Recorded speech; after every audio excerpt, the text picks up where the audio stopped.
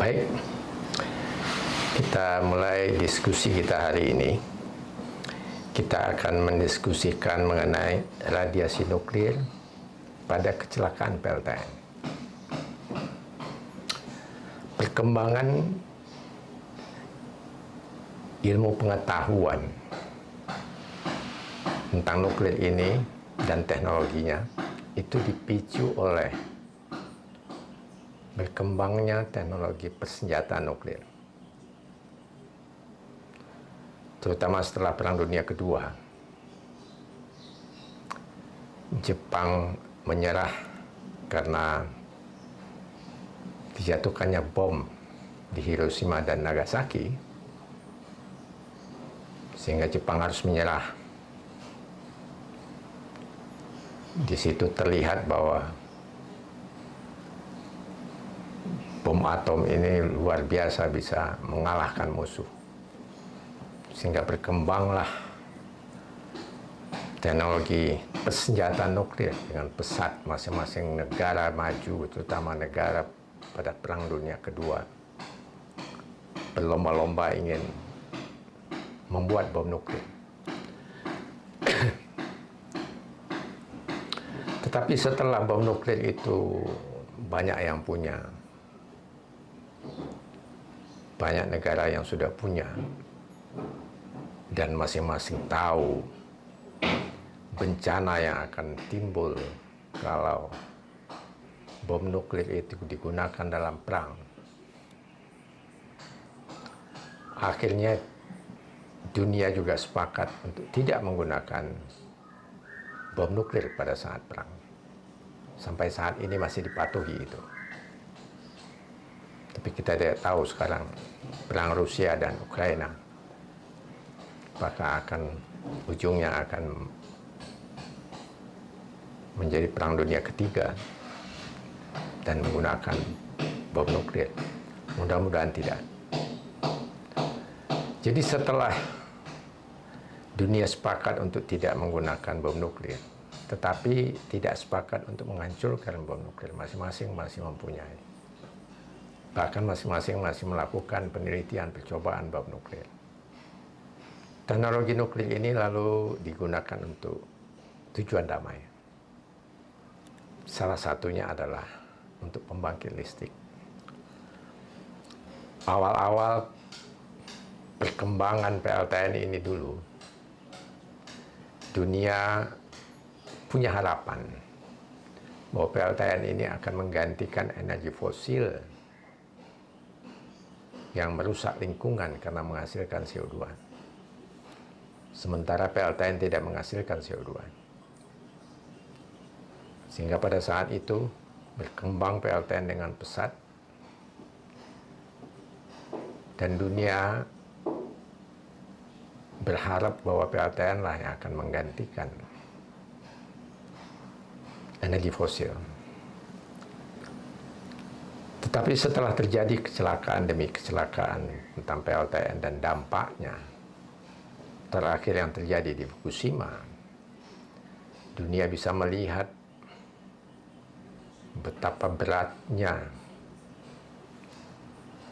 yang harus ditanggung oleh Jepang akibat terjadinya kecelakaan PLTN di Fukushima yang diakibatkan oleh bencana alam, bukan karena kelemahan teknologi itu. Semenjak itu dunia mulai memikirkan kembali, apakah memang PLTN yang akan menggantikan fosil? Ternyata tidak. Yang akan menggantikan fosil adalah energi terbarukan. Karena kecelakaan nuklir ini, walaupun sekarang ini sudah canggih teknologinya, tetapi pengalaman dunia, terjadinya kecelakaan nuklir terjadi karena di luar dari kemampuan teknologi itu sendiri. Yang pertama adalah bencana alam, seperti yang terjadi di Fukushima. Yang kedua, karena kesalahan manusia, kesalahan operator. Kalau tidak terjadi kesalahan operator, tidak akan terjadi bencana nuklir di Chernobyl, salah satunya. Dan yang ketiga adalah kesalahan desain. Maksudnya kesalahan desain ini adalah sebagai contoh yang terjadi di Kashiwazaki. Pada saat akan dibangun PLTN di Kashiwazaki, diketahui bahwa 100 tahun ke belakang tidak ada bencana gempa yang terjadi di Kashiwazaki. Lalu dibangunlah PLTN dengan ketahanan gempa yang tidak terlalu tinggi. Setelah 25 tahun beroperasi, terjadi gempa yang di atas dari standar desain tadi. Retaklah reaktor itu. Jadi memang kecelakaan itu sebagian besar terjadi bukan kelemahan dari teknologi nuklir, tetapi karena kondisi alam, kesalahan manusia, kesalahan desain, itu di luar dari kecanggihan teknologi itu sendiri. Itulah yang mengakibatkan bahwa apabila bencana alam ini juga harus diatasi dengan teknologi supaya tidak berdampak kepada nuklir, itu pembangunan PLTN sangat mahal dan akan lebih mahal daripada energi fosil. Terbukti sekarang setelah Fukushima, Jepang menaikkan standar keamanannya, itu harga listriknya naik. Apalagi kalau sudah memikirkan keamanan terhadap decommissioning setelah PLTN tidak beroperasi, itu harus diamankan karena reaktornya penuh dengan radiasi. Apabila itu dihitung sebagai biaya investasi, mahal sekali PLTN ini. Itulah yang mengakibatkan dunia mulai melirik energi terbarukan yang akan menggantikan energi fosil. Kita akan diskusikan beberapa dampak dari radiasi nuklir yang diakibatkan oleh kecelakaan nuklir ini terhadap kehidupan di bumi ini, baik itu kehidupan manusia atau kehidupan lainnya. Kita lihat, kita diskusikan. Teknologi nuklir itu bisa dimanfaatkan untuk persenjataan, yaitu bom nuklir, untuk kesehatan, pengawetan makanan, kayu, dan sebagainya, untuk pertanian, membuat bibit unggul, dan lain-lain, kemudian energi sebagai pembangkit. Nah, PLTN itu adalah pemanfaatan energi nuklir untuk dijadikan listrik. Sekarang kita lihat persenjataan. Ini gambarannya. Persenjataan nuklir itu begitu besarnya. Kemudian juga yang modern yang ditempelkan pada roket. Ini banyak negara yang sudah memiliki. Di samping negara besar, 5 negara besar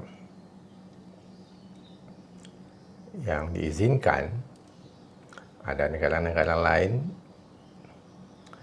yang sudah memiliki senjata nuklir untuk keamanan menurut mereka, karena di dalam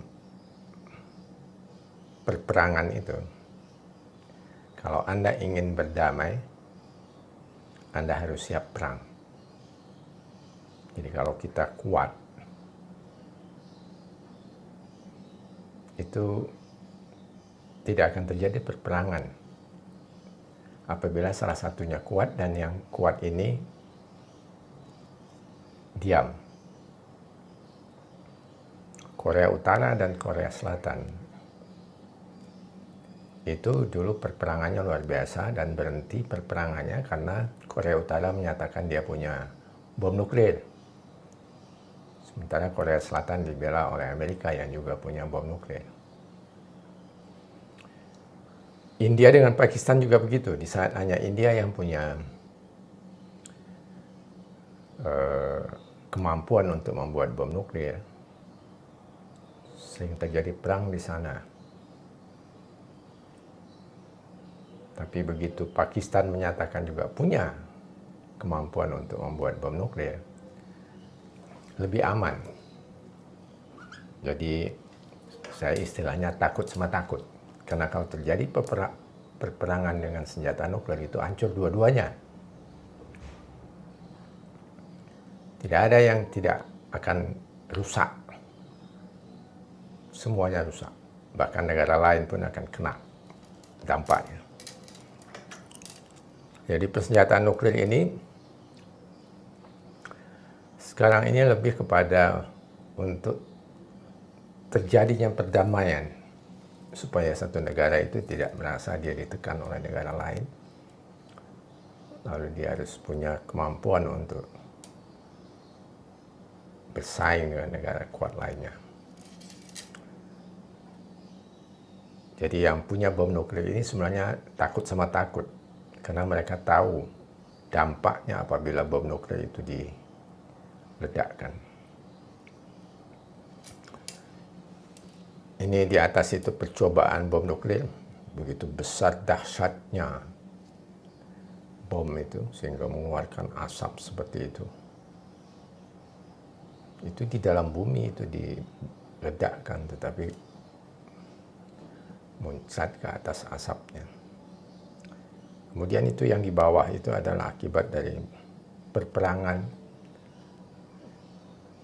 yang menggunakan bom atom yang luar biasa. Itu yang kena di situ. Bom nuklir itu hangus. Di samping hangus, itu dampaknya bertahun-tahun setelah itu. Ada dampaknya seperti Hiroshima dan Nagasaki yang dibom waktu itu. Traumanya sampai sekarang masih ada. Orang-orang yang lahir cacat akibat dari radiasi nuklir sampai sekarang masih ada. Jadi luar biasa dahsyatnya kerusakan yang diakibatkan oleh bom nuklir ini. Sehingga yang memiliki sebenarnya takut sama takut. Karena kalau terjadi saling menggunakan bom nuklir, hancur dunia ini.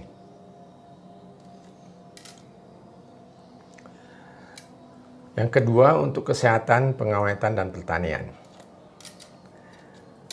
Dalam hal ini, Batan sebagai lembaga yang mengelola teknologi nuklir, mengembangkan teknologi nuklir, cukup bagus perkembangan di sisi ini. Kalau persenjataan jelas tidak akan diperbolehkan Indonesia mengembangkan teknologi persenjataan nuklir. Nah, Batan di kesehatan, pengawetan, dan pertanian ini cukup maju. Batan mengeluarkan bibit unggul kedelai dari teknologi nuklir, penggunaan teknologi nuklir. Batan menghasilkan bibit unggul padi juga.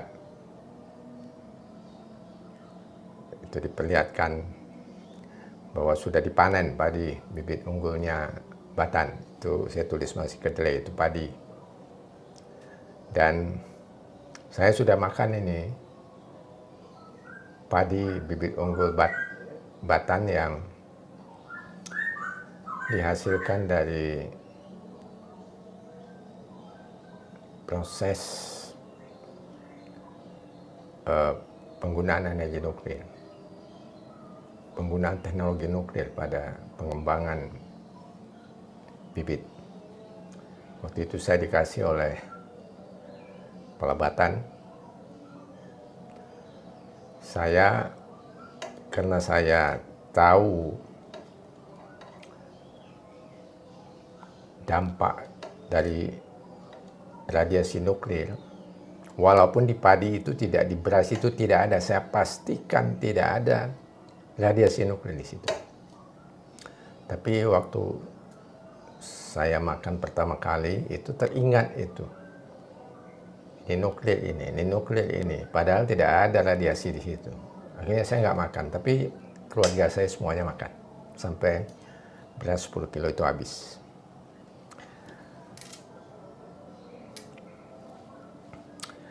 Nah, teknologi nuklir juga oleh Batan digunakan untuk membasmi demam berdarah. Jadi bukan dia membunuh nyamuk, tapi membuat nyamuk betina itu mandul. Jadi dia tidak bisa berkembang biak, nyamuk itu. Sehingga nyamuk itu akan hilang, akan punah di daerah yang dia gunakan teknologi nuklir itu. Katanya di daerah Serpong itu digunakan itu. Sehingga nyamuk demam berdarah itu tidak berkembang, sehingga tidak, setelah dia punah, yang tua-tuanya menjadi tua dan punah, dia tidak punya keturunan lagi. Sehingga nyamuk demam berdarah itu tidak ada lagi. Batan juga sudah membuat suatu pemeriksaan ginjal, sebangsa ginjal buatan yang dibuat dengan teknologi nuklir. Waktu itu saya melihat alatnya, uji coba, tetapi waktu itu sedang tidak bekerja, sehingga tidak bisa saya melihat bagaimana cara kerjanya. Kemudian teknologi nuklir untuk energi. Ini yang menjadi perdebatan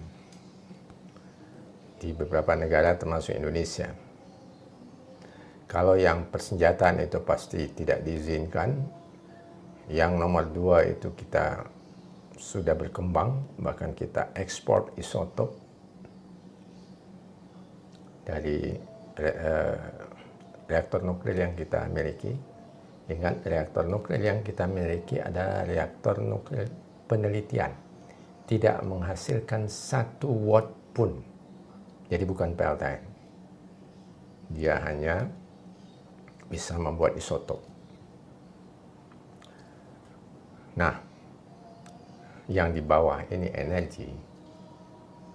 Perdebatannya di Indonesia khususnya adalah kita harus mempertimbangkan faktor-faktor sektor energi.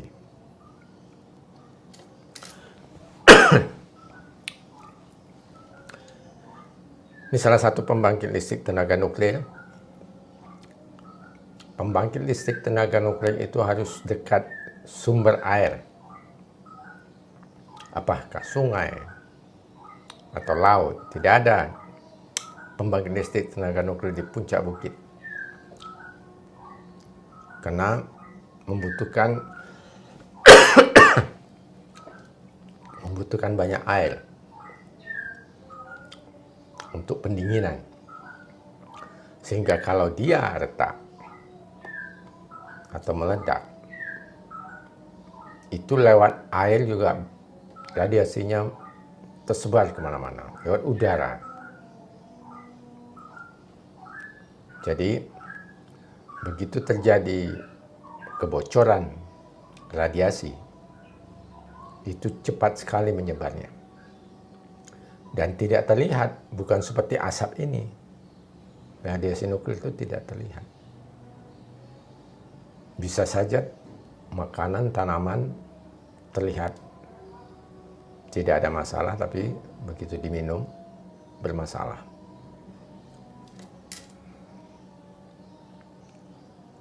PLTN ini sebenarnya sama dengan PLTU. Cuma panasnya, kalau PLTU dari pembakaran batu bara, kalau nuklir dari reaksi nuklir timbul panas, lalu diambil panasnya, dijadikan uap air untuk membuat uap air itu memutar turbin uap. Jadi sama dengan PLTU prinsipnya. Nah, kita lihat pengamanan limbah.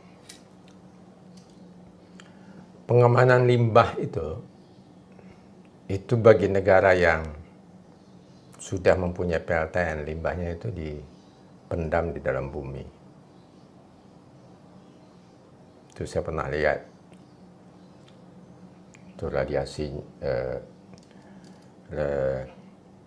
sebangsa tabung besar, ada baja, ada konkrit, itu dipendam di dalam air supaya kalau terjadi gempa atau perperangan, dia tidak pecah itu tabung itu. Sehingga seperti inilah, dibuat bunker di bawah tanah, lalu ditaruh di situ. Yang apabila terjadi gempa, dia tidak akan pecah. Nah, kita lihat radiasi nuklir itu. Jadi, ada skala radiasi itu yang disebut dengan INES, International Nuclear and Radiological Event Scale. Jadi skala kecelakaan nuklir itu ada 1, 2, 3, 4, 5, 6, 7. Yang 7 itu baru 2, Chernobyl dan Fukushima. Yang lainnya ada yang 5, ada yang 4, ada yang 3. Jadi tingkat radiasinya itu diukur dengan skala ini. Ada 3 jenis radiasi nuklir.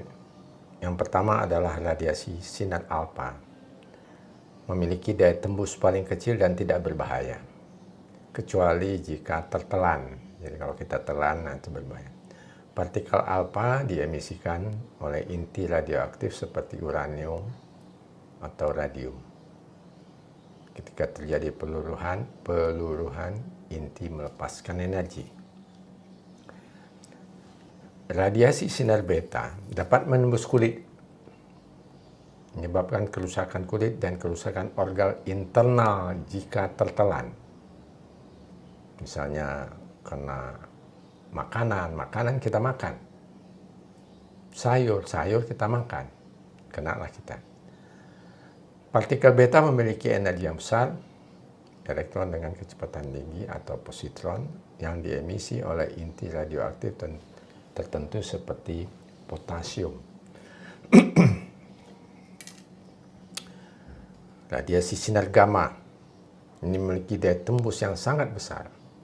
Sinar gamma digambarkan sebagai cahaya dengan frekuensi dan energi tertinggi dalam spektrum elektromagnetik.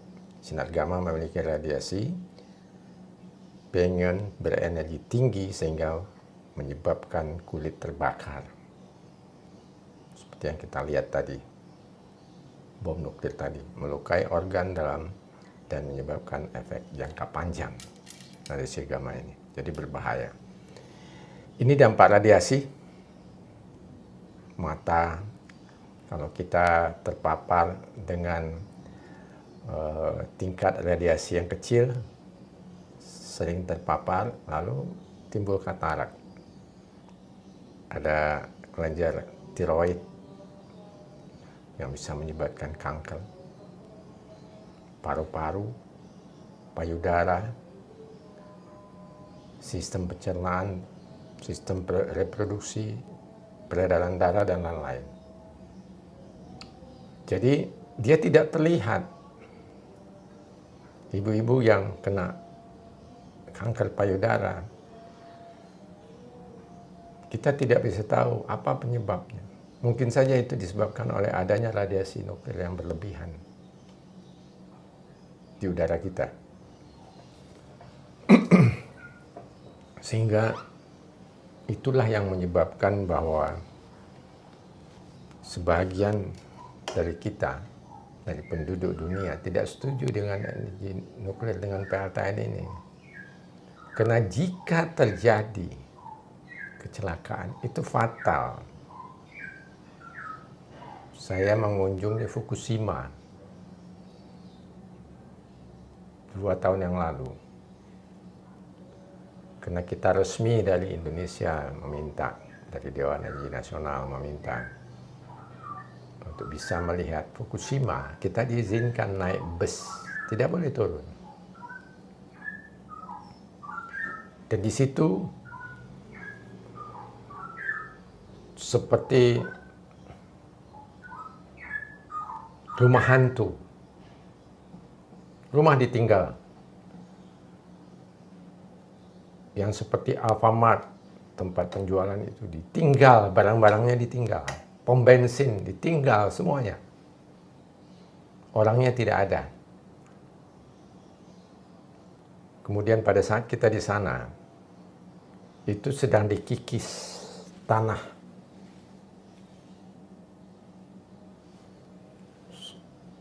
20 cm dikikis supaya tanah di bawahnya bisa dipakai. Jadi luar biasa biaya yang harus dikeluarkan oleh pemerintah Jepang untuk menangani dampak dari ledakan PLTN Fukushima. Kita lanjutkan dulu, nanti kita lihat. Kecelakaan pembangkit tenaga listrik. Chernobyl di Ukraina. Jadi waktu kita berkunjung ke Rusia, di situ ada suatu seperti pameran mengenai PLTN. Kita datang ke sana, saya datang ke sana. Kita minta supaya kita diperbolehkan juga mengunjungi Chernobyl. Ternyata Rusia tidak punya wewenang lagi, karena itu sudah masuk ke daerah Ukraina. Jadi tidak di bawah kekuasaan Rusia lagi. Itu terjadi 1986 dengan rating 7, paling tinggi. Diperkirakan sekitar 56 kematian pada saat itu. Tetapi setelah puluhan tahun setelah itu, sampai sekarang, dampaknya masih ada. Masih ada anak-anak yang lahir cacat di situ. Banyak penyakit-penyakit, kanker dan sebagainya di situ. Jadi kalau kematian memang sedikit pada saat terjadi ledakan. Tetapi diperkirakan 4.000 korban meninggal dunia akibat efek radiasi. Akibat ledakan hanya 47. Tapi dampaknya karena meninggal karena efek radiasi itu 4.000. Yang tidak meninggal banyak, cacat seumur hidup.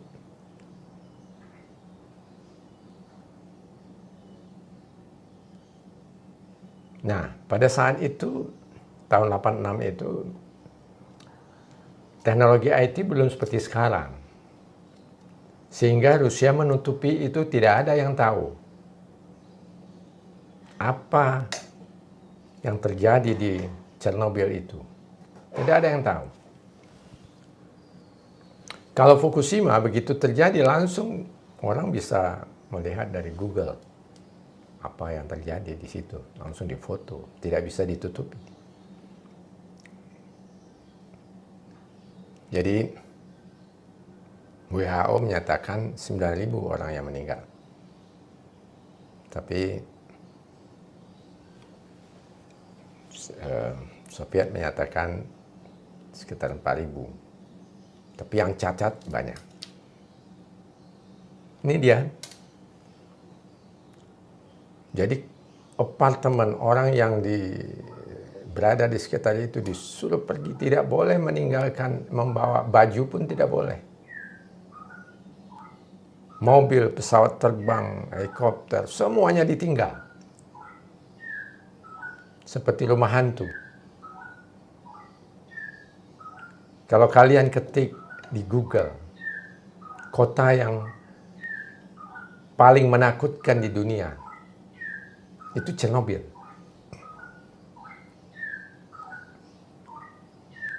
Jadi tidak bisa dibawa apapun, ditinggal semua. Dan inilah kondisinya. Waktu itu tertutup, jadi tidak ada yang tahu. Tapi sekarang orang bisa mengambil foto secara diam-diam dari udara. Slima Island ini di Pennsylvania itu ratingnya 5. Ini akibat dari kesalahan. Kalau Chernobyl itu menurut cerita, itu kesalahan dari electrical engineer yang waktu itu beban listrik naik, dia meningkatkan produksi listrik dari energi nuklir dengan cepat. Nah, electrical engineer tidak mempelajari bagaimana proses reaksi yang terjadi di reaktor itu. Jadi kalau dia dipaksa menghasilkan listrik dengan cepat, menghasilkan panas tinggi, ternyata tidak bisa. Dia harus gradual begitu dan meledak. Jadi kesalahan operator. Nah, ini Simel Island ini kecelakaan awalnya dikarenakan ada masalah katup. Jadi karena teknologinya, sehingga air pendinginnya terganggu. Tidak ada kematian, tetapi ada daerah sekitarnya yang terkena radiasi. Tokaimura itu terjadi 1999, ratingnya 4. Jadi akibat kekurangan tahuan cara menangani uranium. Ini lagi-lagi kesalahan operator. Sehingga terjadilah kebocoran dan tidak dipergunakan lagi. Sehingga pada saat terjadinya kebocoran radiasi, sehingga daerah sekitarnya harus dikosongkan. Fukushima, Jepang. Fukushima, Jepang ini penyebabnya bencana alam. Akibat dari tsunami, air masuk ke darat, sehingga pembangkit listrik yang ada di pantai itu, air masuk ke situ, ada generator pompa untuk air pendingin itu terendam air, sehingga mati itu. Nah, tidak ada air pendingin. Sementara reaksi nuklir itu terus berlangsung. Seharusnya ada air pendingin. Itu tidak ada, lalu meledak. Jadi kecelakaan nuklir ini ada 3. 1 karena kesalahan operator. 2 karena bencana alam. 3 karena kesalahan desain. Kesalahan desain ini juga terjadi di Jepang, di Kashiwazaki. Itu pada saat dibangun PLTN, dilihat rekodnya, 100 tahun ke belakang tidak ada gempa di situ. Sehingga dibangunlah PLTN dengan tingkat ketahanan gempanya tidak tinggi. Saya lupa 5 skala Richter apa ketahanan gempa bangunan reaktornya. Karena di sana 100 tahun ke belakang tidak ada gempa, jadi dianggap tidak ada gempa. Itu pun dibuat untuk bisa mengatasi tahan terhadap gempa yang kecil. Ternyata terjadi gempa setelah 25 tahun dibangun. PLT-nya berumur 25 tahun, terjadi gempa. Yang di atas dari desain itu. Retaklah dan terjadi kebocoran. Jadi itu kesalahan desain. Padahal kalau dicek tidak ada terjadi gempa di situ 100 tahun ke belakang. Jadi memang teknologi nuklir ini sudah bagus, apalagi sekarang.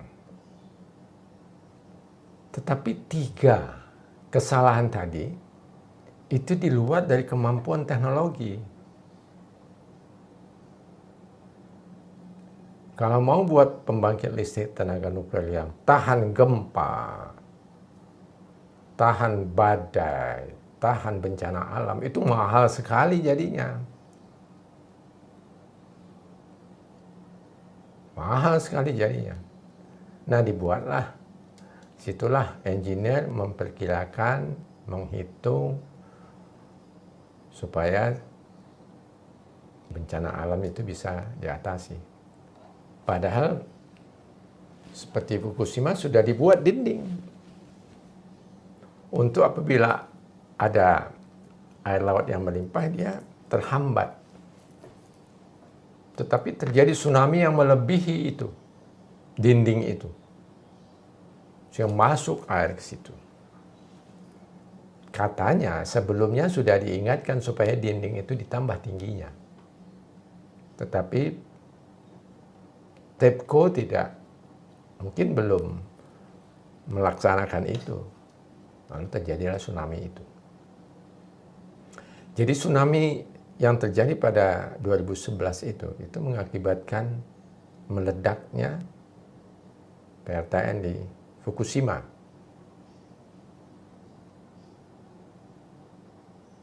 Itu gempa bumi yang terjadi itu besar sekali.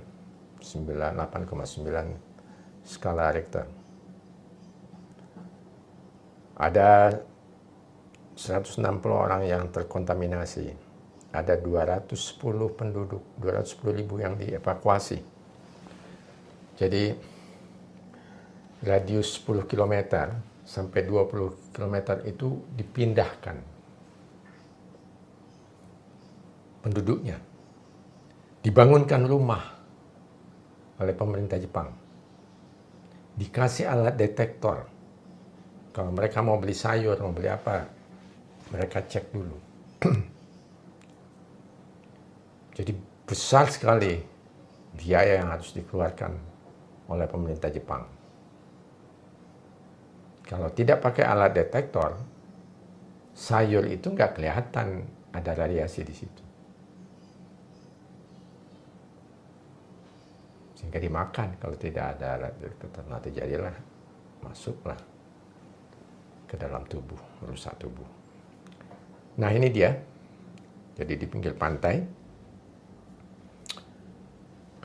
waktu kita ke sana kita juga tidak boleh dekat ke situ. Kita busnya bisa mendekat kira-kira 200 meter dari reaktor ini. Kemudian kita diizinkan turun untuk berfoto.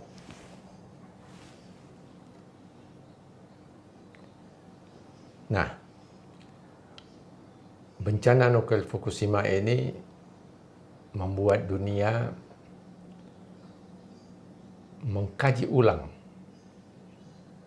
banyak negara yang membatalkan pembangunan, mematikan yang sudah ada, dan merubah perencanaan energinya.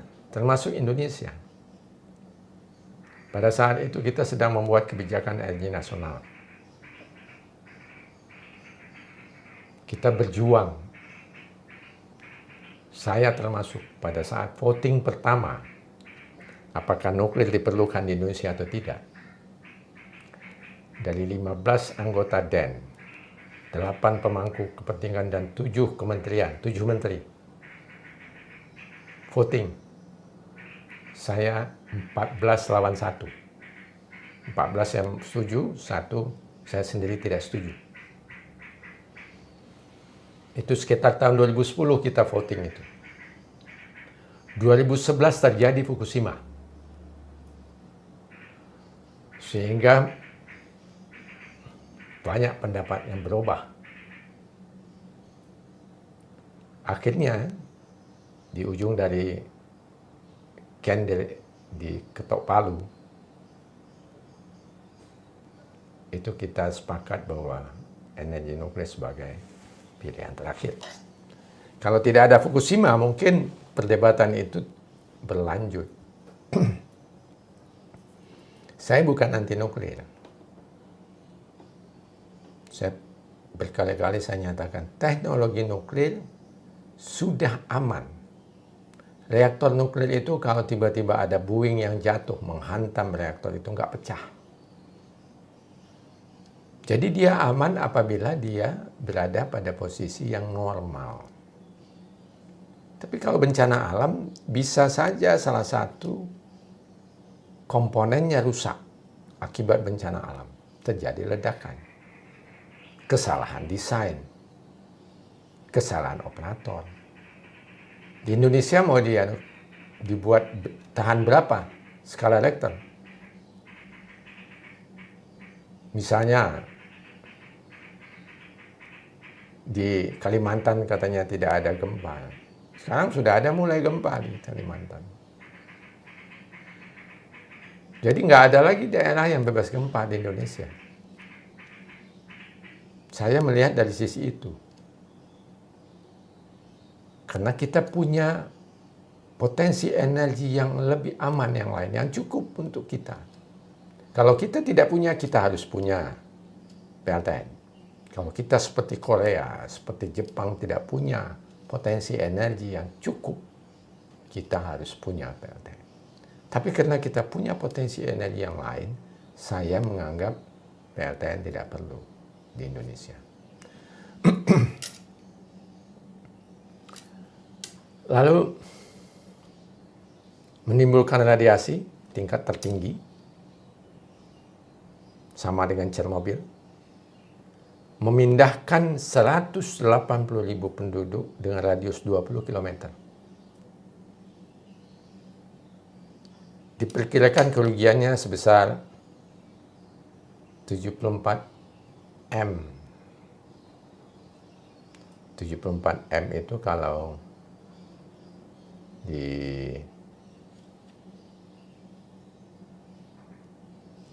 konversi ke rupiah itu 1.000 triliun. Pada saat itu APBN kita sekitar 1.000 triliun. Jadi sebesar APBN kerugiannya. Sampai saat ini dunia internasional, terutama yang menguasai teknologi nuklir, belum bisa mengatasi apa yang terjadi di Fukushima sampai saat ini. Waktu saya ke sana, saya dengar informasi bahwa itu masih disemprot dengan air itu. Reaktor nuklir yang meledak itu. Karena dia reaksinya terus, lalu airnya tuh limbah dari penyemprotan itu disimpan di dalam tangki-tangki.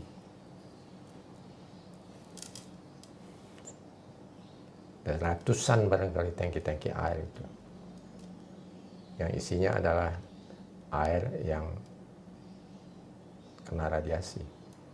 Nggak tahu sekarang sudah teratasi atau belum. Jadi cukup merugikan. Jepang pada saat itu mematikan semua pembangkit listriknya.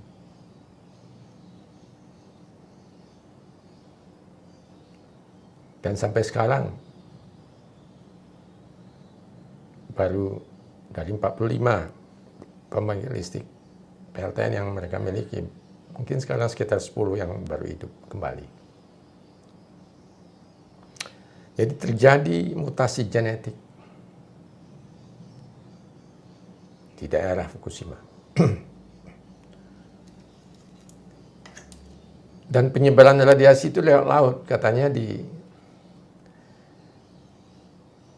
pantai Los Angeles itu ditemukan ikan yang kena radiasi. Ikannya hidup seperti biasa, tapi dideteksi ada radiasi di dalam tubuhnya.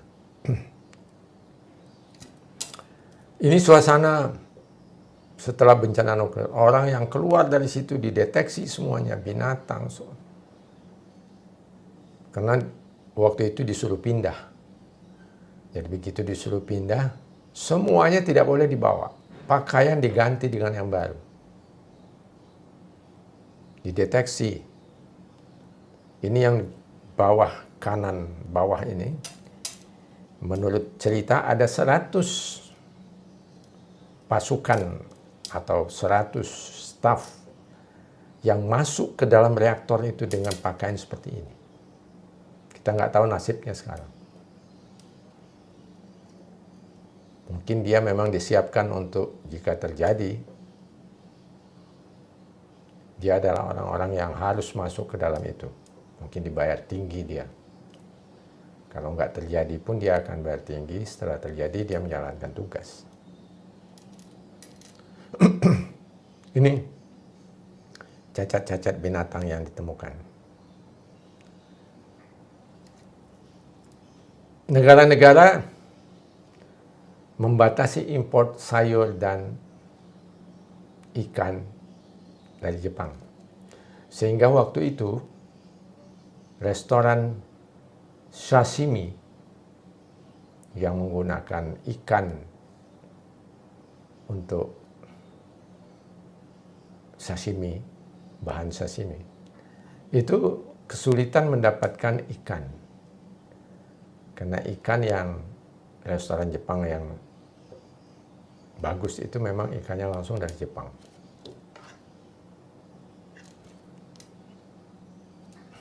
Taiwan melarang, termasuk pemerintah Indonesia. Kementerian Kelautan dan Perikanan Indonesia akan menghentikan sementara impor ikan asal Jepang karena memang banyak ikan dari Jepang untuk restoran-restoran sashimi. Dan itu dihentikan sementara pada saat itu. Ini masakan-masakan Jepang yang biasanya segar-segar. Nah, waktu itu sepi restoran Jepang di seluruh dunia. Ini ada orang Jepang yang menyatakan, remember Fukushima, don't let it happen in Indonesia. Jadi ada Greenpeace Jepang yang meminta supaya hati-hati Indonesia jangan sampai terjadi. Waktu saya ke Fukushima,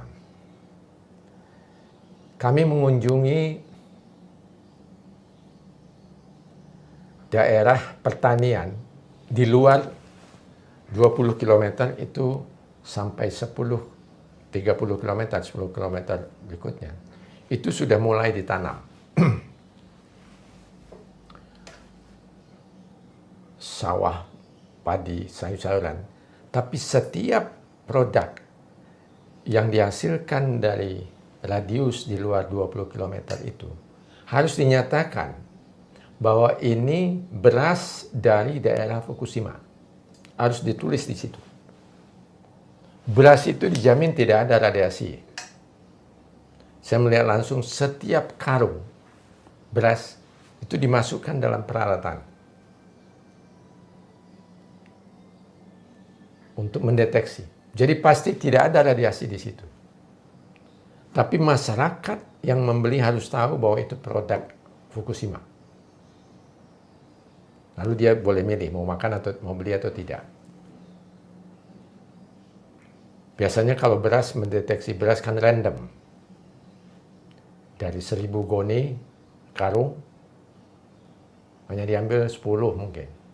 Kalau ini 1000 karung beras, 1000-1000-nya itu dites, dimasukkan ke detektor.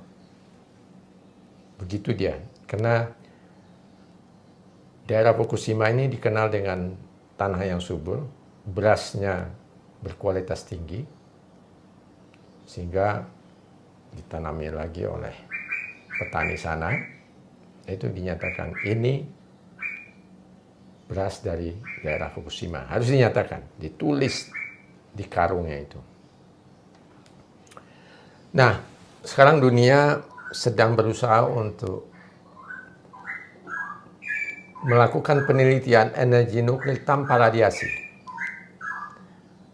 yaitu reaksi fisi. Ada reaksi pembelahan inti berat menjadi lebih ringan disertai dengan pelepasan energi. Itu yang reaksi fisinya. Sedangkan reaksi fusi adalah reaksi penggabungan. Jadi reaksi fisi ini adalah reaksi yang sekarang, PLTN sekarang. Nah, sekarang dilakukan penelitian reaksi fusi yang reaksi nuklirnya tidak menghasilkan radiasi. Penelitian itu masih berlangsung. Banyak negara-negara maju bergabung. Saya pernah ikut hadir dalam suatu pertemuan bagi negara-negara yang sedang melakukan penelitian. Nama tim itu ITER. Di situ ada India, orang-orang negara-negara yang punya teknologi nuklir. Dan di situ terjadi perdebatan waktu itu sekitar 2010-2009 barangkali. Jepang, Perancis menyatakan bahwa 50 tahun lagi kita akan, di tahun 2050 kita akan ada prototipe nuklir fusi ini. India bilang nggak mungkin.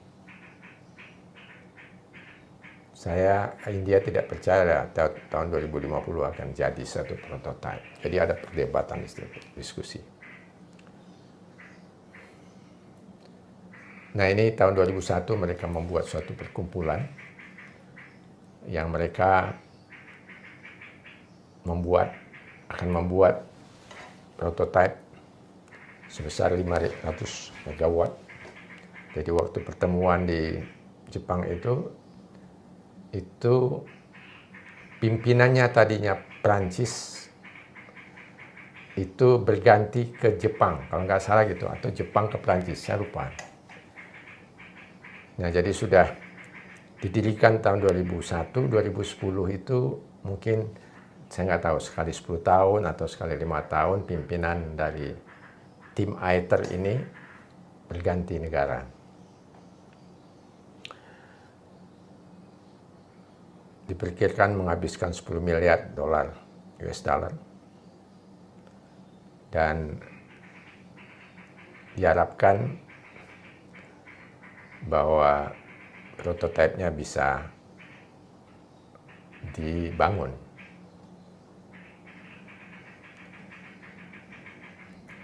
Tetapi penelitian itu tetap berlangsung. Ini salah satu contoh. Jadi ini belum merupakan PLTN-nya, tetapi ini penelitian.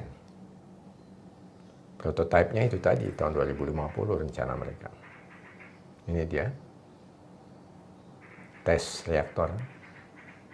Jadi belum dalam bentuk prototipe tapi masih penelitian. Selesai itulah kuliah kita hari ini. Jadi tujuan saya memberikan ini adalah kalian bisa tahu kondisinya bahwa ini berbahaya. Jadi kalau mau ngambil keputusan, ambillah keputusan tapi ketahuilah semua plus minus dari PLTN itu.